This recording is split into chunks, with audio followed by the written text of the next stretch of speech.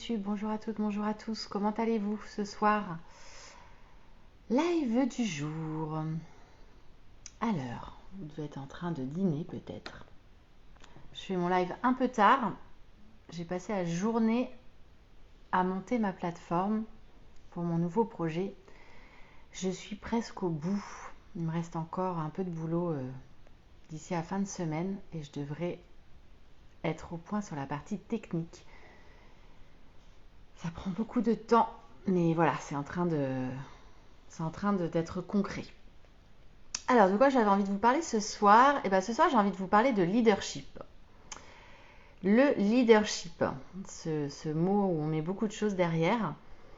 Pourquoi j'ai envie de vous parler de leadership ce soir? Parce que j'ai lu un article qui était assez intéressant et j'en ai fait un post d'ailleurs sur la fin de ce qu'on appelait ou ce qu'on appelle les soft skills, les compétences douces. Donc on opposait en fait traditionnellement des compétences dures à des compétences douces, les hard skills et les soft skills. Et les hard skills, c'était les compétences techniques de métier, et puis les soft skills, c'est plutôt tout ce qui est lié à la communication, au relationnel, à la créativité, à la capacité de résoudre des situations complexes, à l'intelligence émotionnelle. Et il y avait un article très intéressant qui disait arrêtons d'appeler ça des compétences douces, mais ce sont de véritables compétences professionnelles, voire des compétences en leadership. Et d'ailleurs, en fait, on dit que ce sont vraiment les compétences de demain pour réussir en fait dans son futur travail. Et donc du coup, j'avais envie de vous parler de leadership parce que moi, ça m'a interpellée en fait. Parce qu'effectivement, j'ai jamais vraiment aimé en fait ce terme de soft skills, de compétences douces, cette opposition compétences hard skills, soft skills. Je voyais pas trop le sens. D'autant plus que voilà, ça avait pour effet comme si on minimisait un petit peu ces compétences qui sont juste tellement essentielles. Et donc j'ai adoré en fait cet article de Forbes, du magazine Forbes, qui disait en fait que c'était vraiment des compétences, de véritables compétences professionnelles et les compétences en leadership. Et ça m'a interpellée parce que je me suis dit, bah oui, complètement. Le fait d'être capable d'écouter, d'être capable d'intelligence émotionnelle, d'être capable d'avoir de l'empathie, c'est-à-dire être capable de se mettre à la place d'eux, de faire comme si on pouvait être à la place de la personne, de sa situation, et de pouvoir mieux la comprendre, en fait, de se connecter à elle d'un point de vue émotionnel et relationnel pour améliorer sa communication, la capacité à effectivement résoudre des problèmes complexes, la capacité à créer, à innover. Bah oui, tout ça, ça me semble évident que ce sont des compétences qui sont fondamentales pour être un bon leader, être un bon leader, ça veut rien dire, pour être un leader, pour pouvoir emmener une équipe, pour pouvoir fédérer derrière soi à travers une vision. Et donc ça me paraît juste génial, en fait, effectivement, qu'on arrête de parler de soft skills, mais juste de compétences professionnelles, de compétences en leadership. Et je trouve que c'est pas un mot du tout galvaudé, le leadership, faut pas en avoir peur. C'est vraiment un mot qui me semble hyper important pour les entreprises, pour les dirigeants, pour les entrepreneurs, pour avoir cette vision, pouvoir la partager, pouvoir emmener les gens. Et c'est pas simple. On le sait que c'est pas simple parce que les enjeux sont complexes, les situations sont complexes, les organisations sont complexes, et puis la communauté des personnes fait qu'on est tous très différents, et du coup tout ça est très très complexe à manager et à emmener. Donc pour moi c'est essentiel en fait que demain on se consacre, j'ai envie de dire, autant aux compétences techniques métiers qu'aux compétences professionnelles dites de leadership, pour pouvoir grandir, pour pouvoir être, par exemple pour les managers, je lisais une autre étude du réseau APM, hyper intéressante en fait, sur les nouvelles compétences et ce qui est demandé, et on parlait de manager maintenant facilitateur. On n'est même plus au stade du manager coach comme il y a quelques années. Là, c'est le manager facilitateur qui va vraiment emmener collectivement et réfléchir collectivement avec son équipe. D'ailleurs, au passage, autre sujet qui était assez intéressant, traditionnellement on distingue le savoir, le savoir-faire, le savoir-être, on en a beaucoup parlé.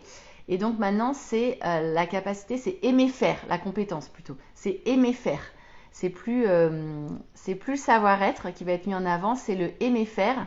C'est-à-dire qu'on va demander aux personnes, évidemment sous réserve d'avoir des compétences du coup techniques pour le coup selon certains métiers plus complexes, plus techniques que d'autres, mais on va leur demander en fait ce qu'ils ont envie de faire. Et ça, je trouve ça très intelligent parce qu'on peut considérer que dans une entreprise et je discutais avec une personne qui dirige une boîte de transport. Et donc c'était super intéressant, ça l'a marqué et elle s'est dit, bah oui, moi j'ai des personnes en fait dans ma boîte qui ont 20 ans d'expérience, qui sont dans le même poste depuis 20 ans et effectivement on leur a jamais posé la question de savoir ce qu'ils aimeraient faire. Est-ce qu'ils aimeraient faire autre chose? Est-ce qu'il y a la possibilité de faire bouger les postes en interne pour peut-être les former sur différents métiers? Comment ils voient justement leurs 20 prochaines années ou leurs 10 prochaines années? Qu'est-ce qu'ils aimeraient faire? Et de la même façon, les jeunes générations qui arrivent, bah, c'est une question qui a vraiment du sens. Et moi, j'ai pu le voir, en fait, mon conjoint qui s'est lancé dans une nouvelle aventure professionnelle en janvier, en fait, lors de ses entretiens, on lui a demandé ce qu'il aimerait faire. Alors, évidemment, il est dans un secteur en lien avec l'informatique, donc là, il y a beaucoup, beaucoup, beaucoup de demandes. Mais c'était nouveau, en fait. Et en fait, il avait plusieurs possibilités, plusieurs postes offerts en lien avec un socle de compétences qu'ils estimaient qu'il avait en fait au regard de son parcours, de son expérience. Et donc on lui a demandé qu'est-ce qu'il aimerait faire et il a pu choisir. Et ça c'est très nouveau. Je trouve ça très très intéressant. Ça va demander encore beaucoup d'adaptation et d'agilité pour les entreprises. Mais je crois effectivement que les jeunes qui arrivent, ils ont aussi envie qu'on leur pose cette question-là. Il faut que tout ça s'articule dans le cadre de l'organisation de l'entreprise et des possibilités offertes en interne. Mais voilà, tout ça est vraiment en train de bouger et ça, c'était les conclusions d'un rapport qui a été présenté lors du grand congrès de l'APM, enfin du séminaire, je ne sais plus trop comment ça s'appelle. Et donc du coup, j'ai récupéré le rapport, c'était assez intéressant. Donc voilà, donc tout ça pour dire qu'aujourd'hui, nous avons des compétences en leadership. Je pense qu'il est important de travailler sur lesquelles former tous nos futurs et nos actuels leaders, managers, on les appelle comme on veut. Également pour les entrepreneurs, même des entrepreneurs indépendants, je pense que c'est tellement, tellement important de se former en fait, de s'interroger sur sa capacité d'écoute, sur sa capacité d'empathie, sur sa gestion des émotions quand on est en tension, comment on règle des conflits, est-ce qu'on a tendance à les fuir, est-ce qu'on est assertif, est-ce qu'on est affirmé, est-ce qu'on les traverse les conflits ou pas, comment on se sent dans nos interconnexions relationnelles.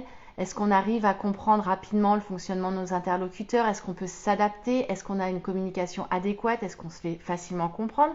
Est-ce qu'on est plutôt à l'aise en groupe, plutôt à l'aise en one-to-one? Enfin voilà, c'est toutes ces questions qui sont hyper passionnantes, voilà, qui sont intéressantes à creuser. Et donc j'étais très heureuse voilà, de lire cet article que j'ai partagé d'ailleurs dans un article sur LinkedIn pour qu'on arrête de parler des soft skills, qui sont juste des compétences professionnelles, et puis qu'on parle de leadership un petit peu plus, voilà, avec les bons termes, et puis se poser la question de comment on emmène les managers à devenir des leaders, parce que c'est pas inné, c'est pas comme ça, c'est pas juste il y a des personnes qui ont une autorité naturelle et en plus qui ont un intérêt certain pour ces sujets et qui vont se former à côté. Mais la majorité clairement ne l'ont pas et donc c'est pas inné et souvent ils sont propulsés à des postes de manager. On les forme sur du management de base mais qui a quand même largement évolué, c'est déjà ça, parce qu'il y en a beaucoup qui ne sont même pas formés au management, donc c'est assez catastrophique. Mais derrière, on peut aussi les emmener vers un rôle de facilitateur et vers un rôle de leader. Et donc, et ça se travaille sur le long terme. C'est pas 2 jours de formation, très clairement. Et je trouve que le coaching, pour le coup, est hyper approprié parce que ça permet d'avoir un suivi, de pouvoir mesurer le chemin, l'évolution, etc. Et on peut se fixer des objectifs qu'on va mesurer. Donc voilà, donc je me disais que c'était intéressant. Moi, c'est ce que je fais depuis le début de ma boîte, depuis 6 ans. Et je suis contente parce que moi-même, j'avais du coup pris le pli de parler de soft skills quand je parlais des formations qu'on pouvait animer, etc. Parce que je savais que ça parlait maintenant aux gens et que c'était plus simple. Mais finalement, je vais en revenir à ces compétences de leadership professionnel en explicitant, en donnant quelques exemples de ce que sont ces compétences-là. Et ça sera aussi bien. Voilà ce que j'avais envie de vous partager ce soir. Je vous souhaite une très très très belle soirée. N'hésitez pas à commenter sous la vidéo si vous avez des réactions, si vous avez envie de partager quelque chose, que vous soyez d'accord, pas d'accord, si vous avez envie d'ajouter, avec grand plaisir. Et puis moi je vous dis à demain pour le live du jour. Ciao ciao, belle soirée à vous tous.